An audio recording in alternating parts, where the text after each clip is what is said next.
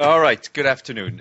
Today, the UN Deputy Special Representative and Humanitarian Coordinator in Afghanistan, Toby Lanzer, is in Herat following yesterday's attack at a mosque. He just told us that the UN mission in the country has allocated $35,000 from the Common Humanitarian Fund to the regional hospital in Herat to help with trauma care following the attack. According to the UN mission, the attack killed at least 31 civilians, including 2 children, and injured more than 60 other people. You will have seen that last night we issued a statement in which the Secretary General condemned the attack and expressed his support for the government and people of Afghanistan. For his part, the head of the mission, Tadamichi Yamamoto, said that fanning terror and sectarian violence against a specific community is abhorrent, and those responsible must be brought to account. The attack in Herat is the 5th attack this year targeting Shia mosques, killing a total of 44 civilians and injuring at least 88 people. And to update you on the activities of the Secretary General's Special Envoy for Yemen, Ismail Ould Sheikh Ahmed, he arrived today in Oman and had a positive and constructive meeting with the Foreign Minister, Yusuf Ben Alawi. The Special Envoy said that during the meeting, Oman renewed its support for UN peace efforts. Today's meeting in Oman is one of several he will hold in the region this week and next week to reactivate the peace process and put an end to the catastrophic situation in the country. And our colleagues at the UN mission in the Central African Republic tell us that they started an operation this week to remove armed fighters from Bangassou. As you know, Bangassou was the epicenter of interethnic violence during the last couple of weeks, which resulted in the displacement of over 2,000 civilians and the killings of 3 UN peacekeepers. The UN mission has deployed temporary operating bases at strategic locations in the town and is conducting robust patrols to reestablish security and create a safe environment for internally displaced persons to return to their homes. The mission had also reinforced its presence in Bangassou last week with troops from Bangladesh and Gabon. And from the Democratic Republic of the Congo, the head of the UN mission in that country, Maman Sidikou, expressed his concern over arbitrary arrests and detention in different parts of the country. He said these followed peaceful civil society mobilization to protest delays in the publication of the electoral calendar and to call for the holding of elections before the end of the year On July 31st, UN documented over 120 arrests or detentions in Kinshasa, Goma, Lubumbashi, Beni, Butembo, Bukavu, and Mbandaka. Among those detained were 8 media representatives, including a journalist from Radio Okapi, and 2 members of the international press who were released following the UN mission's intervention. Mr. Sidikou also expressed concern over the restrictions imposed on peaceful assembly. He called on the national and local authorities to fully uphold fundamental rights and freedoms as enshrined in the constitution of the country, as well as for all political actors to refrain from any statements or actions that could heighten tensions and further polarize the political landscape. And back here, the Security Council is holding open meeting this morning on the preventing terrorists from acquiring weapons. Jehangir Khan, the officer in charge of the UN Office of Counter-Terrorism, told Council members that the specter of terrorists acquiring lethal technologies and new weapons poses a serious threat to international peace and security. He welcomed the adoption of today's resolution on preventing terrorists from acquiring weapons, noting that the initiative goes to the heart of the Secretary General's efforts to make prevention the UN's core mission. Also speaking at the meeting was Yuri Fedotov, the Executive Director of the UN Office on Drugs and Crime. He added that preventing weapons from falling into the hands of terrorists thus presents complex challenges requiring integrated, multifaceted criminal justice responses, pointing to the work that his office does in promoting the implementation on the UN Convention Against Transnational Organized Crime. And we are very pleased to welcome 2 more member states to our honor roll, and those are Guinea-Bissau and Namibia, who both paid to the regular budget in full, bringing us to a total of 118. That's it for me. Mr. Lee. Thanks for the numbers on DRC. I wanted to ask you about another report from there, which is that the press there is reporting that the Gregory Starr report into the death of the expert, Zayda Catalan, and Michael Sharp exonerates the government. That's what the media in the DRC is saying. So is the report finished? No, the report is still in its final stages of being finished. I think anybody who claims to know the conclusions of the report is speaking on not based on any knowledge or facts. Sure. Well, I mean, Gregory Starr presumably would know. I'm saying in any press reports to that effect. What are going to be the logistics and the timing of actually people, because given the interest in this, of knowing, of the report being made public or a summary of it being made public? I think there'll be some type of executive summary that will be made public. After 17 years in this organization, I try not to be too tied down by time frames, but we do expect it either this week or next week. And do you think that one or more of the authors could make themselves available? I wish I could predict that. Okay. Ben. Yeah, hi. Just wonder if you got anything on the Bloomberg report about UN paying over $18 million to various Syrian concerns linked to Assad. You know, we've seen these stories come out on a number of times. I think what needs to be understood is in the context in which we operate in Syria and frankly in every country. We purchase goods locally, right?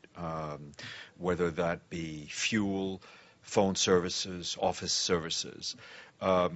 We can only purchase them locally, and we have to operate in the market that is there. And in some countries, the market is completely limited. In others, it's fairly limited.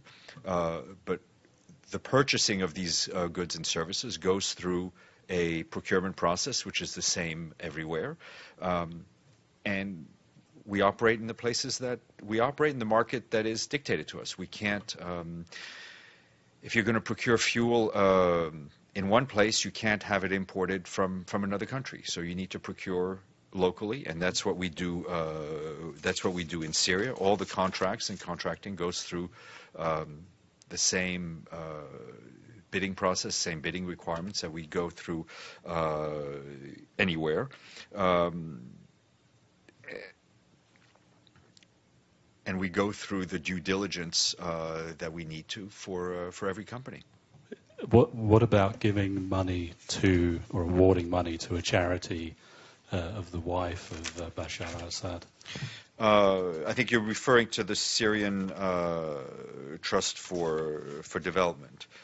My understanding, it's one of 10 national partners that our humanitarian colleagues work for. Like all other partners, the Syria Trust for Development applied for and was subsequently granted funding based on its technical expertise, the merit of their proposed project in delivering life-saving assistance to people in need as assessed by our humanitarian colleagues and the humanitarian coordinator.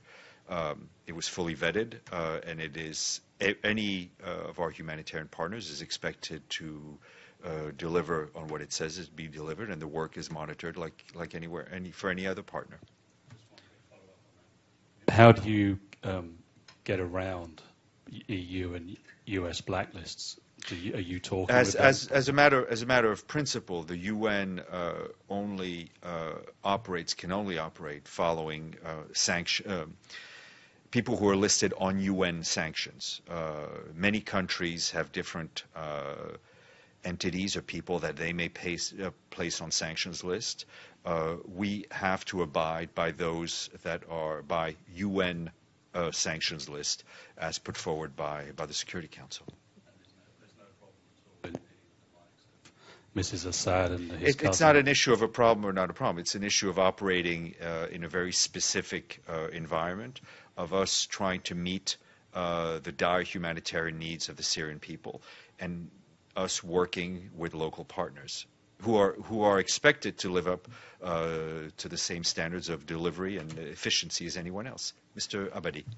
Thank you, Stéphane. Speaking about sanctions, the Security Council, as you know, has imposed sanctions on several states during the past few years, and individual states are continuing to impose sanctions on individual states. Does the Secretary General believe that this is the result of failure of diplomacy? Well, obviously, sanctions are a last resort, but they are a tool in the diplomatic arsenal. I think as a matter of principle, we would like to see conflicts and issues resolved before resorting to sanctions, but it's within the purview of the Security Council. Mr. Lee. Sure. Given particularly the Secretary General's interest in issues of migration and refugees, there's been a vote in the Italian Parliament to approve the deployment of the Navy to participate with the Libyan Coast Guard and essentially just physically block people from going. And so, given that, I guess I just wonder, does he have any response? I know it's a you know, of the range of EU approaches, this is one of the more aggressive. Does he think it's a good idea to be sending your Navy to stop people from trying to migrate to your country? I don't have anything on that. I will. I need to take a look at the report a little closer before commenting. Okay, and I wanted to ask you again about Kenya. I guess stand corrected. I'd asked you that whether the UN had been silent on the murder of Mr. Musango, and the eunuch there made it very clear that they have put out a statement. But given that the UN statement, apparently the most recent one, still calls it a sudden demise, and given that the autopsy has shown that he was both tortured and murdered, and the EU has called for an investigation, is the UN wanting that there to be an investigation? Of course there should be. Of course there should be an investigation. I think anyone who is found murdered deserves to have an investigation into their killings. I think in this particular instance, given the political climate in Kenya and given the upcoming elections, it's obviously extremely important that following what is clearly been the murder of a senior member of the Electoral Commission, that be investigated and the perpetrators be brought to justice. When they called it a sudden demise, they didn't yet know it was a murder, or was it just I think diplomats listen, I think you're as I said, the eunuch is obviously in contact with you. You're free to call. They tweeted their no, but I statement mean, you know, their numbers are public. You can go and ask them directly. You don't need me to be sandwiched between you and them. Okay. Okay. And the I think you had asked about the UN's role, and yes. UNDP is through an electoral cycle based 2015-2018 project called Supporting Electoral Processes in Kenya, supporting various Kenyan institutions to prepare for credible and peaceful general elections in August. The project focuses on strengthening institutional and legal framework for the electoral process, increasing the participation of voters, parties, and candidates in the electoral process, with an emphasis on women, youth, and people living with disabilities, promoting efficient, transparent, and peaceful elections, and strengthening electoral justice. The UN is also engaged in the importance of peaceful and credible elections, both for the country and the region, by working in consultation with regional organizations and the wider international community. Can I have a couple more? One more. Go Let's ahead. Let's call it Electoral Day. I wanted to. Okay, I'll do this one just because it follows up on what you said. And I did appreciate on this issue of the request by Diplocat. I did get an email saying, and I think among other things, it said we have responded to it. And I'm asking you because Diplocat has now contacted Inner City Press, and among other things, they say that they're actually still waiting for a response to their. It gets a little complicated. That they point out that they're not asking it for in connection with the referendum, but they are looking for a response. Sure. And my understanding is that we did receive the letter. The letter was responded to, so they did. Whether they received it or not, a response was sent to them. So I don't know which postal service, which electronic service. No, it told them steps to take, and they no, exactly. And I'm telling you, the okay. letter we received, that they asked how it could become a quote endorser of the 2005 Declaration of Principles for International Observation that sets out principles and a code of conduct to improve the practice of international electoral observation. The declaration is not a formal UN document, but has been endorsed by the UN as well as by a number of other groups involved in electoral observation. It's important to clarify that the UN does not confer the status of electoral observer, nor does it certify observers. So that's the answer given to them. And did you get anything more on the photo issue? You said that it was not normal. No, it's being dealt with the AP. It seems to be more extensive. There's other cases. No, that's why it's being dealt with.